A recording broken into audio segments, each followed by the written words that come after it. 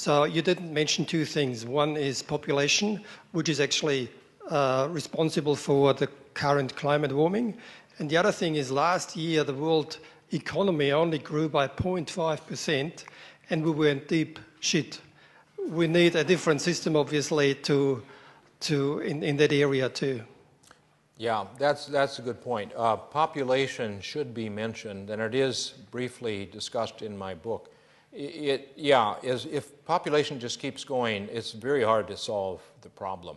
The encouraging thing is that in developed countries, the fertility rate in most of them is below replacement level, and generally, as countries become wealthier, that tends to be the true. And also, women are worldwide, even in countries that are not developed, having many children is becoming less popular.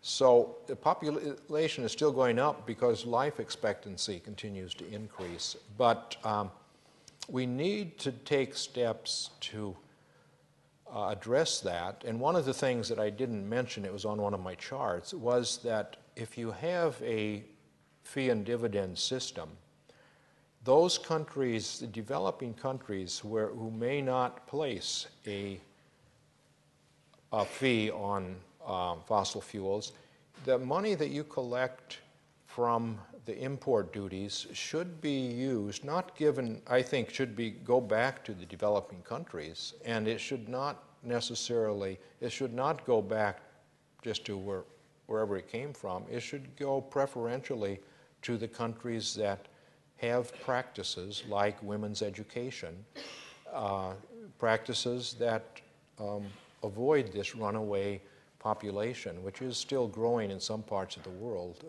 pretty rapidly. But that is an important point which needs to be considered. Okay, maybe one or two more questions. You've had a couple of painful decades watching politicians ignore scientists, and you've just described how over that time the media, which politicians obviously pay a lot of attention to, has gotten worse. I was interested in your comment earlier on Winston Churchill, that we are still waiting for our Winston Churchill. And I think a lot of Americans and Australians were hoping that Obama and Rudd would play that role. And instead of them fighting the free-riding polluters on the beaches, they've been spending a lot of political energy in justifying the appeasement in their policies. So do you think that it's a Winston Churchill that we need? Do you think that it is just the fact that we haven't had the equivalent of bombs falling on houses, and maybe in the next decade, as the solar minimum isn't there anymore, we'll have some catalytic event like the upswing in Arctic sea ice melting? What is it, do you think, that will take it over? Or is it that we actually don't have the kind of politics that can produce a Churchill? Winston Churchill had it easier because they saw the threat across the channel, and so you could rally the people when the Germans started bombing and things. So, but yeah, we're disappointed in Obama, which was most evident in the State of the Union message not long ago. When he got to the climate subject, it consisted of a sentence or two in which he started out saying, I know many of you don't believe in global warming, at which point there was a huge applause from many of the people, the senators and representatives, and he kind of had a smirk on his face, and it's, the thing is, this is not a belief. It's not a matter of a belief. I mean, in the Middle Ages, and when Galileo had to confess that the sun really goes around the earth, not the earth going around the sun, because the Catholic belief was that the earth was the center of the universe, that was a matter of belief, overwhelming scientific fact.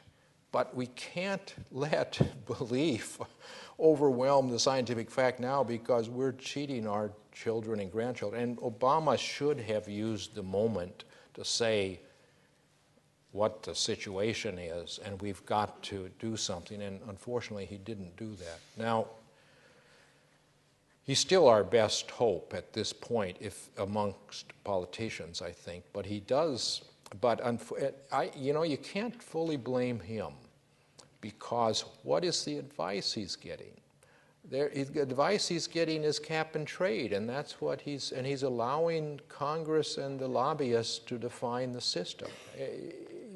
You'd rather have a stronger leader who would say, these are the boundary conditions, you need to define something within these parameters. But then he needs to be advised by his people on what is needed. And as long as they're telling him cap and trade and offsets is okay, then you can see the hokey thing that comes out of this. These bills in Congress amount to almost nothing in terms of reductions. They're mostly, they're very small changes. So I don't know, but I still, the priorities in the administration clearly were different. They had an economy collapsing when he came into office. There was a danger of really a depression type situation. And then there's the health care issue, which was his priority. Maybe if he turns his attention to this, maybe they can see that we need a different approach. I don't know. Okay, maybe one more question. I just have Simon Butler from Green Left Weekly. I've got a question about your carbon tax proposal. I want to thank you for explaining it tonight. My view is that a high price of carbon is better than a low one. But I wanted to ask about the dividend. And in your book and tonight, you've explained that it should really go straight back to people. I question that because there's also a pressing need, if you're going to phase out fossil fuels, to actually have infrastructure built to replace it. So shouldn't the tax on the polluters, shouldn't that go substantially into funding the transition to renewables? Shouldn't that be the essence of a carbon tax? I don't think so. I don't think so, because the government never invests wisely. They never make the right.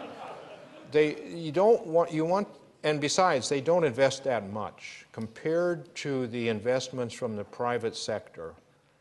If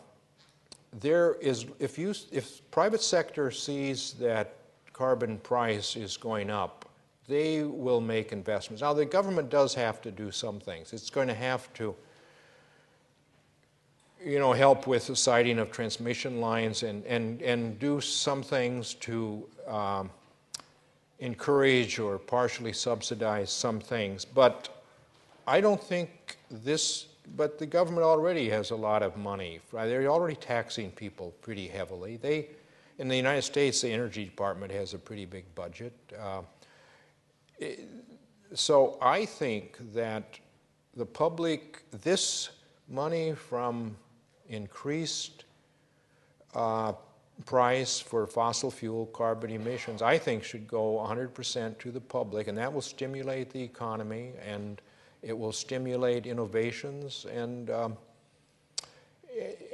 yeah, the government also is spending lots of money on infrastructure and needs to do it in ways that aid these developing possibilities. But I think the dividend should go back to the public. That's the only way they will let it rise to the level that's needed to really affect lifestyle choices. Okay, maybe one more. Given the warming already in the climate system that we're committed to, effectively, do you feel that there's a possibility that we may have gone over some of the climatic tipping points that you speak of? There's a danger that we've done that. In the case of the ice sheets, that's the one. And in the case of the Arctic sea ice, we're likely to lose the Arctic sea ice, but that is a reversible tipping point. If you restore the planet's energy balance, the ice can reform. But the ice sheets is not a reversible one on any time scale we can imagine. It would take thousands of years to build an ice sheet. So that's a danger, that we are going to get a significant sea level rise, even if we start to slow down the emissions pretty rapidly. But there's a big difference between a sea level rise of 1 meter or so and a sea level rise of 25 meters. So we can't give up just because we're going to get some substantial change. So, and maybe it's more than 1 meter or so. But anyway, yeah, we don't know that. By definition, nonlinear processes, tipping point type processes where suddenly you go off an edge and the dynamics takes over, that's impossible, very difficult to quantitatively predict ahead of time. Thanks.